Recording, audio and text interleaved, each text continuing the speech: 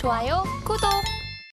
이번 주 핫 이슈는 이제 연준의 이제 금리 속도 조절론이잖아요. 그죠? 예. 자, 과연 그게 힘을 받아서 이어져서 과연 그 증시에 어떤 그 화랑을 이게 상승장을 연출해 줄지 네. 거기에 대해서 오늘 포커싱을 해서 시청자들이 그 부분을 제일 많이 궁금해하실 것 같아요. 네. 계속 얘기가 나오니까 그러면 그렇죠. 이제 주식을 하시는 분들 입장에서는 상당히 호재가 될 수 있겠죠. 예. 뭐 불과 이제 뭐 며칠 저저번 주만 해도 뭐 그랬잖아요. 뭐 연말에 달러 인덱스가 120까지 갈 수도 있고 이제 경기 침체가 지금 와 있고 뭐 우리나라 뭐 스태그플레이션 지금 와 있고 상당히 안 좋은 소식이 연출이 네. 됐잖아요. 계속 부담되는 요인만 좀 그렇죠. 많았죠. 근데 이번 주에 갑자기 지금 상황이 바뀌었어요. 네. 과연 이게 진짜인지 아닌지 그거 우리가 확인해 봐야 되잖아요. 그죠? 네, 체크 네, 부탁드리겠습니다. 거기서 말씀 좀 드리겠습니다. 예. 자, 일단은 제가 결론은 저겁니다. 아직은 그 금리 속도 조절론을 논하기에는 이르다.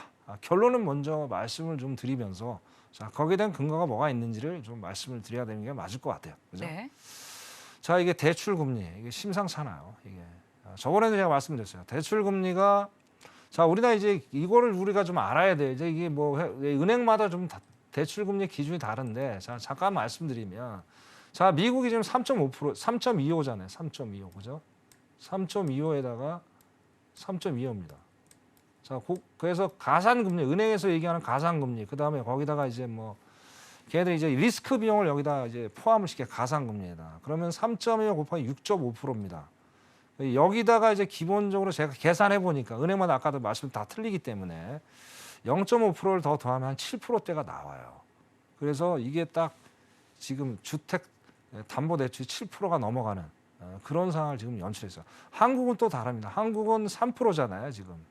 3%인데 지금 3%인데 지금 어떻습니까, 지금? 자, 곱하기 6%예요. 근데 한국은 적용하는 게 한 1%를 더 더하는 그런 계산법이 나오더라고요.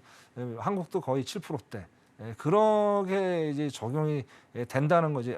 다시 말해 은행마다 다르기 때문에 제가 나름대로 분석을 해본 게 그렇게 이제 도출이 되는 것 같습니다. 그래서 중요한 건 이제 결국에는 당연한 거 아닙니까? 결국엔 금리를 올리게 되면 당연히 대출 금리를 올릴 수밖에 없죠. 근데 이제 너무나도 그죠? 자, 6, 7, 9월 달 처음에 올릴 때는 그런 거를 몰랐어요. 자, 연준에서 그렇게 판단했을 겁니다. 이번에 정말 내가 정말 상당히 획기적인 거죠. 역사적인 거고 0.7을 올리는 게 몇십 년 만에 처음이잖아요. 자, 이 정도로 한번 세게 올려보면 시장이 확실히 좀 어떤 인플레이션을 잡을 수 있겠다 그렇게 판단을 했을 거라고 저는 생각을 합니다. 그런데도 여전히 잡히지가 않았어요. 그러면서 7월 달에 한번 더 갔죠.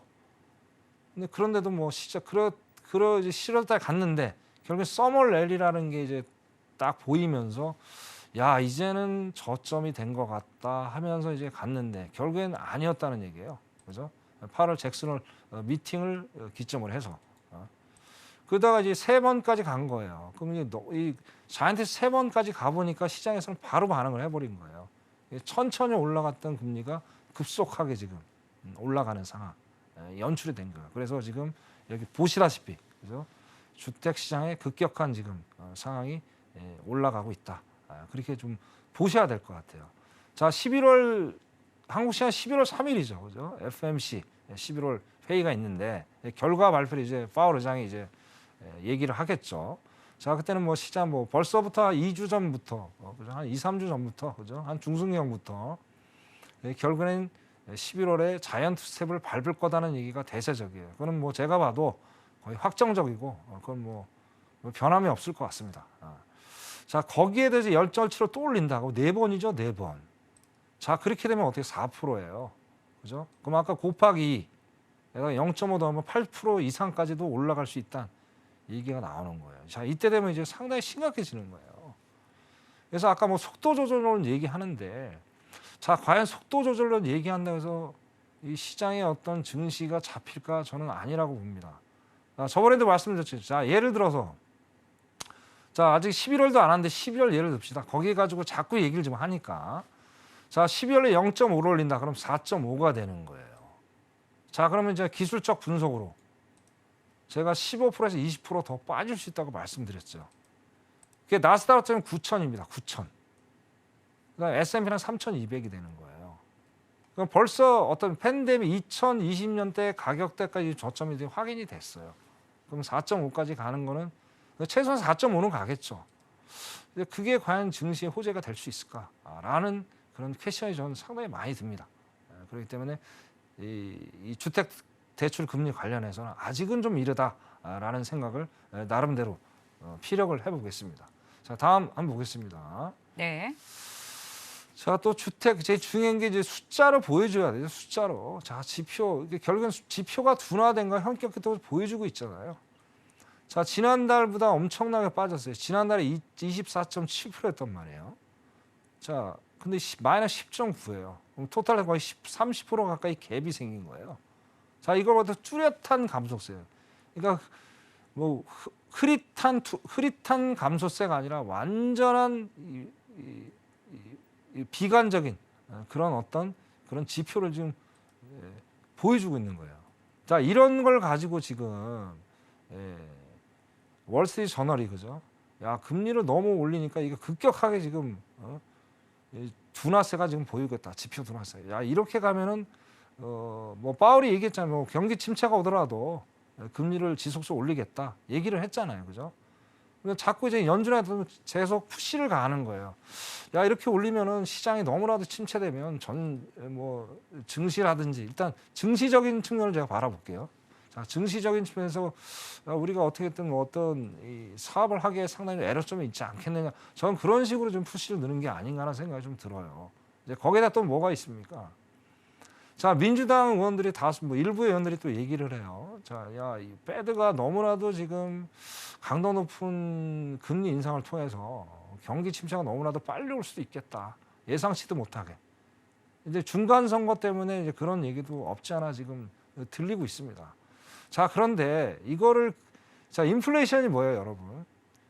자, 달러, 그러니까 돈을 너무 많이 풀으니까 화폐 가치가 떨어진 거 아니에요. 돈을 일단 회수를 해야 될 거 아니에요. 유동성 자금을 줄여야 될 거 아닙니까? 그걸 안 하고는 어떻게 인플레이션을 잡아요? 잡을 수가 없잖아요. 그건 누구나 다 할 수 있는 논리 아닙니까? 이런 상황에서 속도 조절한다? 이거는 진짜 70년대, 80년대 매번 말씀드리지만 그때 석유 파동 시대로 다시 회귀할 수 있는 이유가 충분히 있어요. 스텝 앤 고 그때 말씀드렸대요, 그죠? 그래서 이거는 제가 보기에 이런 거로 봤을 때 이건 빌미를 물론 제공을 할 수는 있겠지만은 어떤 연준의 정책이 이걸 가지고 바뀌지 않을 거다.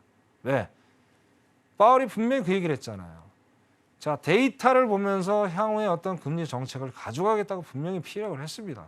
일부의 여론 총재도 그렇게 얘기를 했었고, 자, 근데 오늘 PC 발표도 여전히 뭐 좋게 안 나왔잖아요. 자, 좋게 나온 지금 어떤 숫자들이 없는데 과연 이거를 조절할까? 상당히 퀘션입니다. 그래서 두 번째 이렇게 말씀 좀 드리고 싶고요. 자, 그리고 뭐 아까 뭐 얘기 나온 장단기 금리 역전, 이게 지금 또 심각한 상황이 대두가 돼요. 자, 제가 5월 달인가요? 6월 달인 것 같아요. 저 그때부터 3개월 몰이 10년물 장단기 역전을 했어요. 지금까지도 계속 하고 있는 거예요. 근데 잠깐 이제 안 한 적도 있지만, 자, 7월부터 다시 또 장단기 역전을 지금 하고 있다는 게 가장 큰 문제예요. 기본적으로 이제 뭐 여러 가지 이제 뭐 3개월물, 6개월물 여러 가지가 있겠지만은, 자, 일단은 3개월물에서 12개월물 오른쪽에 이제 숫자가 좀 작아서 그러는데, 자, 이렇게 보시면은 이게 1년 이내에 몰들이 상당히 계속 고점을 지금 향해서 달려가고 있다는 거예요. 끝이 안 보이는 고점. 자, 그러면 뭐 단기적으로 일단은 어때요? 미국 경기가 안 좋다는 거죠, 그죠? 그래서 과거 사례를 보면 기본적으로 이제 단기 어떤 금리가 자꾸 장기를 역전하게 된다면은 6개월, 12개월 내에 뭐 침체가 온다는 역사적으로 따져서 그렇게 이제 데이터가 분석이 됩니다. 자, 그러면 7월 달부터 이렇게 됐죠. 7, 8, 9, 10, 11, 12 그죠? 그럼 올해 12월 안에, 그러니까 12월 6개월 안에 포함이 되잖아요. 그러면 올 연말에 분명히 그죠? 올 수도 있는 여력이 충분히 있다는 거예요. 그런 거를 바라봤을 때 상당히 좀 상황들이 심각하게 올 수가 있겠다. 그렇게 또 봐야 될 것 같아요. 그죠? 그러니까 이것 때문에 뭐 모기지론도 당연히 높게 지금 나올 수밖에 없는 상황이고 다행히 어제 오늘 그죠? 이틀 해서 지금 일단 금리 자체가 조금은 이제 소강 상태에 접어드는 거는 없지 않아 있는데 제가 보기에는 이거는 아직은 뭐 하락으로 가기는 무리가 있다고 봅니다. 왜? 아직은 이제 11월 30일, 11월 3일이죠. 30일이 아니고 11월 3일까지 어떤 그런 약간의 보합권에서 어떤 형태를 띠면서 11월 3일의 숫자를 보면서 어떤 변동성을 키울 겁니다. 그래서 지금은 아직은 이게 금리가 안정이 됐다 보기에는 상당히 이르다라고 지금 보여지는 거예요. 자, 그 다음에 이제 또 여기서 이제 덧붙여서 말씀드릴 게 뭐냐면, 자, 일본에 대해서 우리가 또 심각하게 바라봐야 되겠다라는 얘기를 좀 한 말씀 드리고 싶어요. 자, 일본이 지금 어떻습니까? 자, 2016년에 그죠? 디플레이션이 왔어요. 디플레이션. 뭐 인플레이션의 반대말이 디플레이션이잖아요. 자, 인플레이션이 나쁘냐, 인플레이션이 나쁘냐 경제적으로 봤을 때 여러 가지 의견들이 분분하지만, 자, 일단 디플레이션이 오므로 인해서 2016년에 일본에서 이제 YCC를 했어요. YCC. YCC가 뭐냐면 이제 긴축 완화, 그러니까 양적 완화죠. 양적 완화. 돈을 푸는 거예요. 그때부터 재료 금리를 만드는 거예요. 인플레이션을 만들기 위해서. 자, 인플레이션이 무조건 안 좋은 건 아닙니다. 왜 파월 의장이 2%를 얘기한 겁니다. 2% 정도가 디플레이션도 안 오고 인플레이션도 안 오는 가장 적정한 숫자가 2%예요. 그래서 그 얘기를 하는 겁니다. 또 IMF 총재도 그렇게 얘기를 했었고. 그래서 그거를 맞추기 위해서 계속 일본이 장시간 동안, 수년 동안 계속 YCC를 계속 정책을 펴왔단 말이에요. 그럼에도 불구하고 어떻습니까? 계속 저물가 저성장이에요. 안 올라가요. 1%대도 안 올라가요. 0. 몇 %에서 계속 머물고 있다는 거예요. 그러다 이제 계속 방관을 했단 말이에요. 방관하다 어떻습니까? 지금 계속 미국이, 미국도 뭐, 미국은 벌써 4번째라고 일단 가정하고, 오늘 뭐, 영국도 올렸고, 유럽도 올렸고, 또 캐나다도 지금 올렸잖아요. 전 세계가 지금 금리를 인상하고 있는데 더는 못 버티는 거예요. 뭐 한두 번은 버틸 수 있겠죠. 그죠?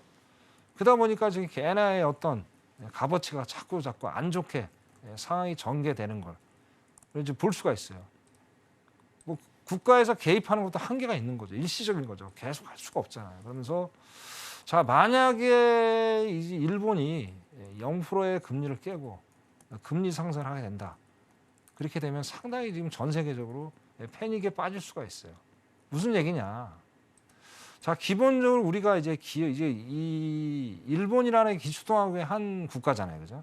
한 국가인데 여기서 0%대로 갔다는 건 전 세계적으로 어떤 기여도를 해준 부분이 없지 않아 있어요. 근데 이거를 깨버린다.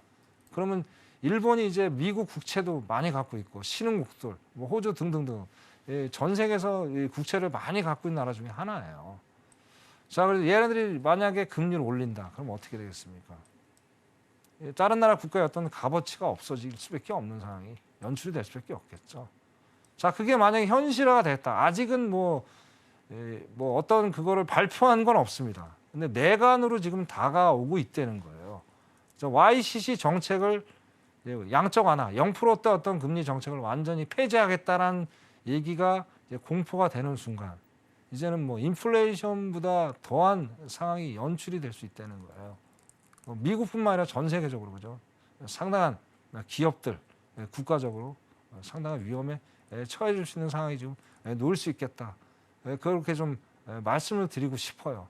어쩌면 이제 미국이라는 나라가 그걸 지금 보고 있을 겁니다. 일본의 어떤 액션을 보면서 어떤 속도 조절로 하는 것도 그 지금 뭐 언론에 지금 어나운스를 한 상태는 아니지만은 그런 얘기도 충분히 지금 보여주고 있어요. 그래서 만약에 이제 일본의 그 YCC를 폐지한다면은 상당히 전면 폐지가 올 수 있으니까 그것도 우리가 예의주시하시면서 우리 시청자분들이 판단을 좀 해야 될 부분이 아닌가 그렇게 생각합니다. 그래서 결론적으로 다시 한번 말씀드리면은 아직은 속도 조절론으로 가기는 이르다라는 생각은 왜 인플레이션 숫자들이 변한 게 하나도 없기 때문에 세 번의 자이언트 스텝을 밟았음에도 이거는 파월 의장이 분명히 알고 있는 얘기고 상당히 고민을 많이 하는 순간일 겁니다. 자, 11월 3일 이제 FOMC 정책 발표가 있는데 한국시 11월 2일 날 이제 시작이 되겠죠, 그죠? 자, 모든 것들은 이 발표 내용들은 다 나와 있을 거예요. 거기다 숫자를 어떻게 쓰느냐가 달라 있겠죠. 자, 11월 숫자는 뭐 거기 0.75 찍혀 있을 겁니다.